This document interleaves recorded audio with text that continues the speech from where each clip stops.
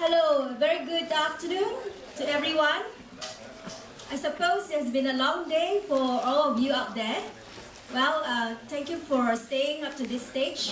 I suppose you have an overnight journey tonight. So, well, today I'm glad to have the opportunity to share with you how to write an executive summary. Actually, this is very important because this is your ticket, right, for your entry to get an audience. Because most of the time, when you want to get an angel investor or anyone interested in your plan, most of the time they will ask you, so please send me something, right? So it has to be something that is comprehensive enough, but at the same time, that covers, just enough and not too much to bore them, okay? So that's why this 24-hour challenge, we hope that at the end of it, you'll be able to write a good executive summary, okay? Don't worry if you don't do a good job. This is just a start, okay? As in entrepreneurship journey, I guess the previous speakers have all spoken with you. You just have to try and practice, okay? So, without further ado, let me share with you, okay, how to write executive summary, especially in relation to our Startup in Singapore competition, okay? Now, why do we need executive summary, right? One of the points, as I mentioned, you need to give it to your investors, interested party. It can be even your business partners. It did not be, people who provide you with funding, right? And I know some of you are thinking of forming a startup, but you may have not got your team members. So executive summary is a good way, right? And all of us now work in a very fast-paced society and we have all different responsibilities. So PSA is for people who don't have time, okay? And what's important, and the technical knowledge, okay? Especially for some of you that's, I must say, that have very innovative and genius ideas, say from cloud computing. These are very technical to a lot of angel investors because especially the older folks, we don't have the privilege, of understanding technology. So you have to make it in such a way that it's easy for people to understand, right? And it's a good way for you to help organize your ideas, right? By writing down, I always find, then you'll be able to think through, right? And plan out, right? What should be in, what should be out? What are the confusing area? Okay, what are the ambiguous area? But most important, right, is pitch precisely. Don't write long-winded story. Just go straight to the point. Okay? So, some of the criteria, okay, as mentioned, you need to think through, right? It has to be well organized, easy to understand. And what does, anyone can tell me, what does the acronym ASSUME mean? Sorry? Right, making an S out of you and me. Okay, never assume that your audience, your partners, your angels, investors understand and know what you're talking about. So it's important to make it easy to understand, okay? And that avoid using jargon, okay? And use plain words and explanation, KISS. Anyone else know what does that mean? Yeah, keep it simple and stupid. Okay, don't use flowery languages, okay?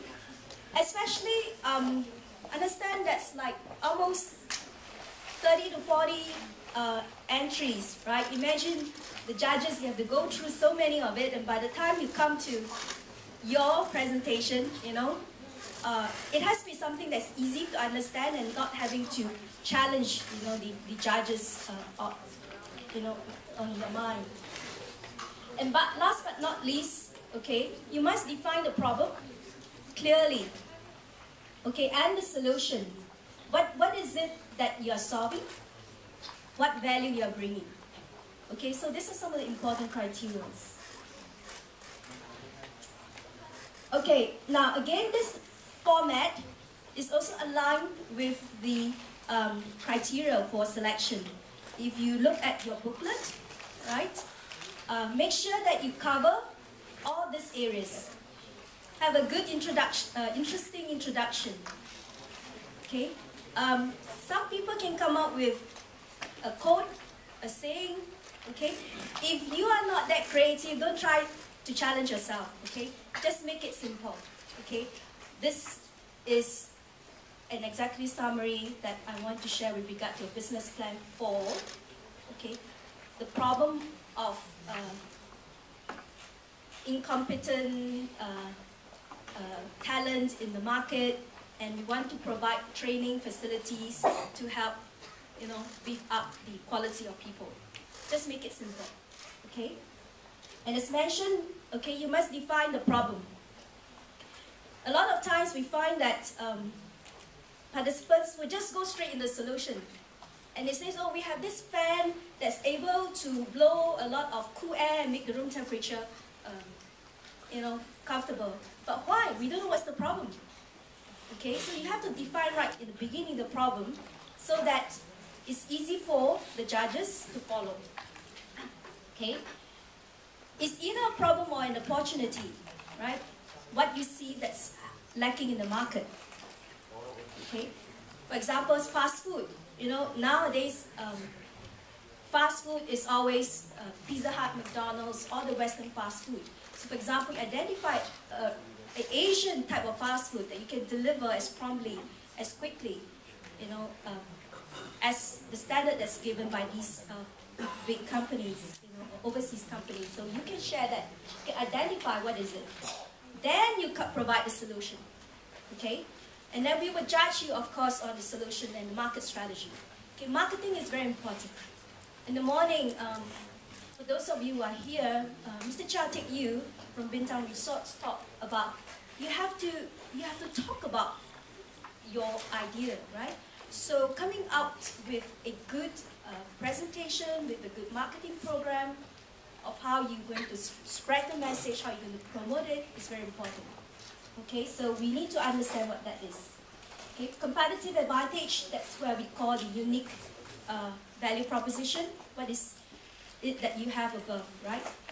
IP strategy, and then the business model, which is tied to your financial, right? In terms of costing, in terms of your mix of your product, right? With your plan and such that, you know, it can be scalable, sustainable. Exit strategy, that's related to investability, okay? So most of the time, angel investors are very interested in understanding why should we invest, and then at the same time, how fast we can get back the money, okay? And last but not least, I think it's important to introduce the management team. We have seen quite a number of participants in the past years, only 1 or 2 person turn up, okay? And perhaps even when there's 2 person turning up, just 1 person presenting. It's important that if you have the team, as much as possible, everyone else must turn up. And everyone else has a part, okay, in it. Make sure that it's properly defined, okay? I'm crossing a line a bit to presentation because in the earlier presentation, earlier talk, Mr. Rahul talked about pitching. So one of the things that's important, somebody asked how not to be nervous, okay? So if you have so many team members, you can break down each one of you to remember one part of it. And it's also important that each one of you present, okay? We won't want to see a lopsided view, right? In that only 1 person present and then the others just stand there, okay? So, I mean, by spreading out the load, okay, that can, first of all, create an impression that there's teamwork, that everyone understands what's happening, and of course, there is a leader to direct, you know, the presentation.